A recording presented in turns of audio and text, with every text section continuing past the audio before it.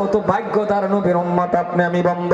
এই জন্য আপনাকে আমি একটা অনুরোধ করে যাই, লাম্পা আলোচনার দরকার নাই, আপনি উঠবেন না, পায়ে ধরছি, আমি আপনার নিয়ে একটু মুনাজাত করবো, এটা আমার অনুরোধ। আপনি পয়সা দেন বা না দেন, কালেকশন দেন বা না দেন, কারণ সেটা আপনার ব্যাপার।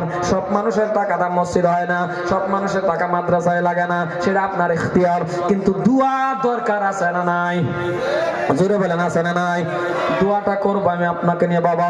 ও মুসলমান ভাইয়ের আমার, একটা কথা অনুরোধ করি, আপনি এমএ পাস করছেন ভালো কথা, আপনি হাই সেকেন্ডারি পাস করছেন ভালো কথা, আপনি ম্যাট্রিক পাস করছেন ভালো কথা, কে কত ডিগ্রি কামাইছেন কোন হুজুরে কি আপনারা কইছে নাকি যে না এই মহল্লার মধ্যে সবে আলিম হয়ে যাও, কেউ ওই বাংলা পড়া লাগবে না, কেউ ওই ইংরেজি শেখা লাগবে না, ম্যাট্রিক পাসের দরকার নাই, এমএ পাসের দরকার নাই, সব মুক্তি হয়ে যাও, সব আলিম হয়ে যাও, কেউ ওই কইছে?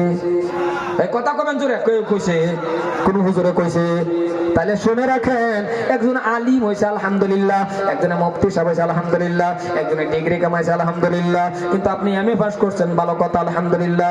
কিন্তু আমার একটা প্রশ্ন থাকে, আমার একটা প্রশ্ন করি, কিংবা জানেননি, আপনি এমএ পাস করলেন, তাহলে 2-3টা আলমারি কিতাব ভর্তি হয়ে যাবে, এতগুলি কিতাব আপনি পড়তে পারলেন, এতগুলি কিতাব পড়ার পরেও এত লাম্পা লাম্পা পদ্য আপনি মুখস্থ করলেন, কিন্তু কপাল খারাপ, ও এমএ পাস, আপনি কেন আমার আল্লাহর কালামুল্লাহ শরীফটা পারেন না?